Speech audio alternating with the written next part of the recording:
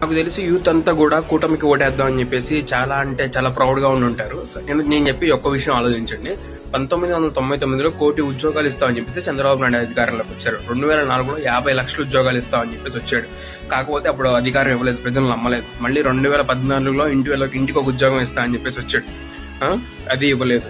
Next తర్వాత ఇంటి సంపద సృష్టిస్తామని చెప్పేసి చెప్తున్నారు కదా. 14 సంవత్సరాల నుంచి ఎంత సంపద సృష్టించారు? ఈయన 14 ఇయర్స్ ఆఫ్ రూలింగ్, ఈయన 14 ఇయర్స్ ఆఫ్ సీఎం ఉన్నప్పటి నుంచి కూడా ఏపీ డెప్త్ క్రైసిస్ ఉంది. 2014 నుంచి 19 వరకే కాదు, అంతకుముందు పాస్ట్ 1996 నుంచి 2004 వరకు చూడండి, ఏపీ డెప్త్ క్రైసిస్ లోనే ఉంది. తర్వాత వైఎస్ రాజశేఖర రెడ్డి గారు వచ్చిన డెప్త్ క్రైసిస్ నుంచి కొంచెం అబోక్ వచ్చింది, ఓకేనా. అంటే లోటు బడ్జెట్ లోకి మనకు సంపద ఇంకా మిగిలింది అప్పటి నుంచి.